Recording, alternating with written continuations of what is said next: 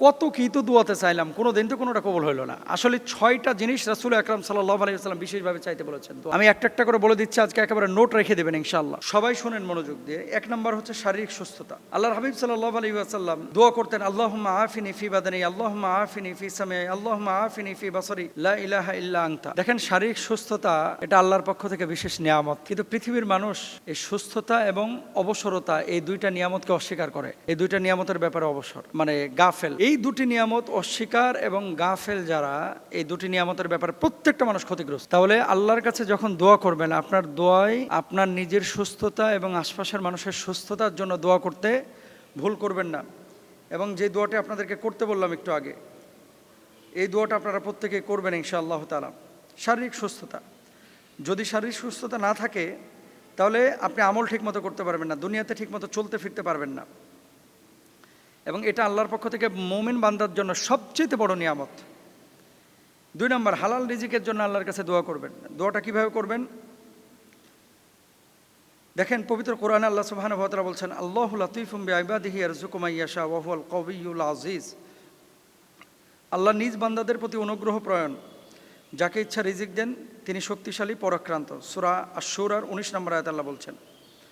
তো আল্লাহর কাছে যখন আপনি দোয়া করবেন হালাল রিজিকের জন্য, তখন আল্লাহর কাছে বলবেন, আল্লাহুম্মা কফিনি বিহালালিকা আন হারামিক ওয়াগনিনি বিফাদলিকা আম্মান সিওয়াক, যেটা আমরা অনেকেই বুঝি না। এই দোয়াটা আপনারা বেশি বেশি করবেন ইনশাআল্লাহ।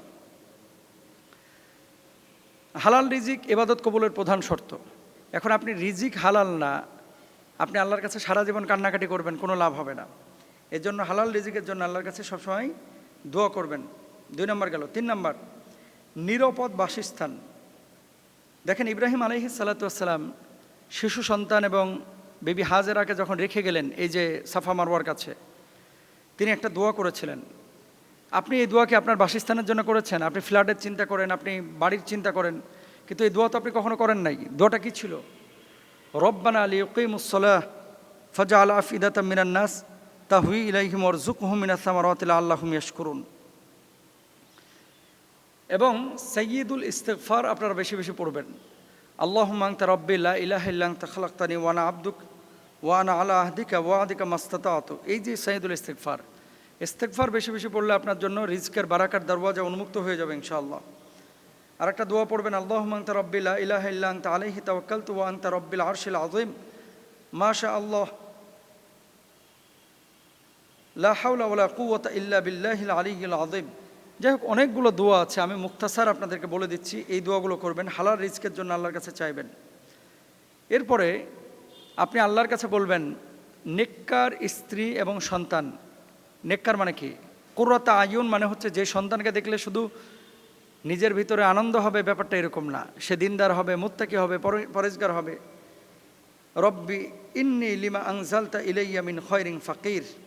এবং যে দোয়া নেক সন্তানের জন্য, রব্বানা হাবলানা মিন আজওয়াজিনা ওয়া যুররিয়াতিনা কুররাতা আয়ুন ওয়াজআলনা লিল মুত্তাকিনা ইমামা। দেখেন, মুত্তাকিদের ইমাম বানানোর কথা বলা হয়েছে, মসজিদের ইমাম না কিন্তু।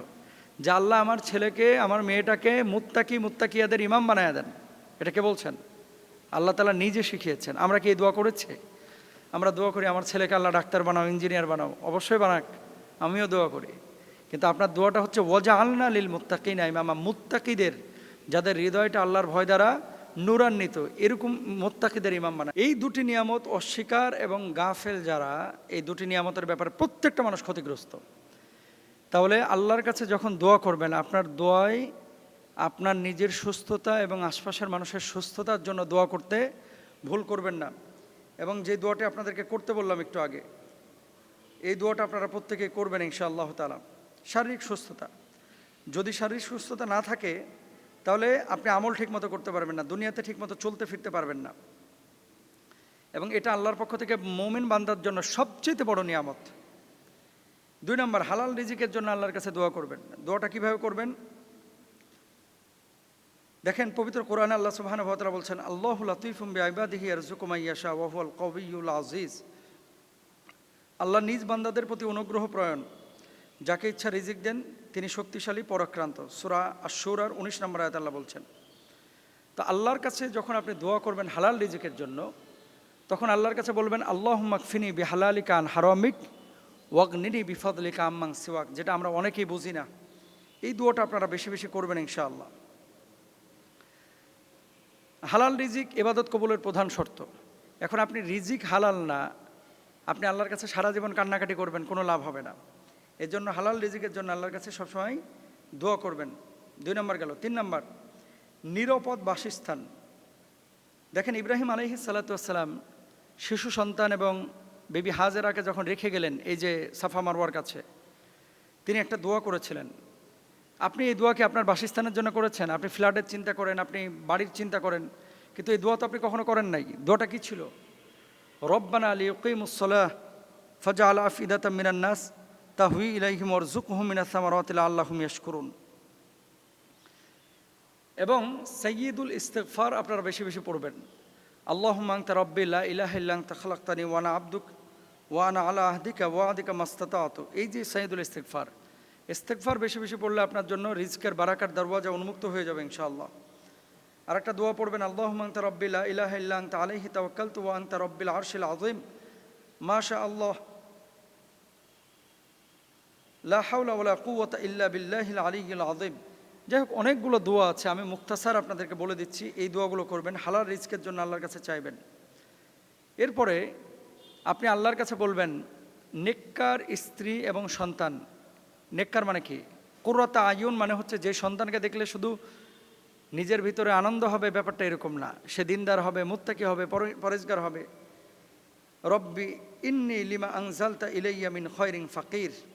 এবং যে দোয়া নেক সন্তানের জন্য, রব্বানা হাবলানা মিন আজওয়াজিনা ওয়া যুররিয়াতিনা কুররাতা আয়ুন ওয়াজআলনা লিল মুত্তাকিনা ইমামা। দেখেন, মুত্তাকিদের ইমাম বানানোর কথা বলা হয়েছে, মসজিদের ইমাম না কিন্তু। যে আল্লাহ আমার ছেলেকে, আমার মেয়েটাকে মুত্তাকিয়াদের ইমাম বানায়া দেন, এটা কে বলছেন? আল্লাহ তাআলা নিজে শিখিয়েছেন। আমরা কি এই দোয়া করেছি? আমরা দোয়া করি আমার ছেলেকে আল্লাহ ডাক্তার বানাও, ইঞ্জিনিয়ার বানাও। অবশ্যই বানাক, আমিও দোয়া করি। কিন্তু আপনার দোয়াটা হচ্ছে ওয়াজআলনা লিল মুত্তাকিনা ইমামা, মুত্তাকিদের, যাদের হৃদয়টা আল্লাহর ভয় দ্বারা নূরান্বিত, এরকম মুত্তাকিদের ইমাম বানায় দেন। 6 নম্বরে সবশেষ যে দোয়াটা করবেন, আল্লাহ আপনি আমাদেরকে ইমানের সাথে মৃত্যু দিয়েন। রব্বানা আফরিগ আলাইনা সবরা ওয়া তাওয়াফানা মুসলিমিন। দেখেন সূরা আরাফের এটা কিন্তু দোয়া। আপনি আমাদের ধৈর্য দান করুন এবং মুসলিম হিসেবে মৃত্যু দান করুন। আপনি মুশরিক হিসাবে, বেঈমান হিসেবে মরার চাইতে যদি ইমানদার হিসাবে মরেন, মান ক্বালা লা ইলাহা ইল্লাল্লাহ ফাদাখালাল জান্নাহ, যে ব্যক্তি লা ইলাহা ইল্লাল্লাহ বলে দুনিয়া থেকে বিদায় নেবে, ব্যক্তি জান্নাতে যাবে। সুবহানাল্লাহ। এজন্য প্রত্যেকটা মানুষের উচিত এই 6টা বিষয় দোয়ায় নিয়ে আসা। কোনো ব্যক্তি দোয়াতে এই 6টা বিষয় ছাড়বেন না ইনশাআল্লাহ। আল্লাহ তৌফিক দান করুন।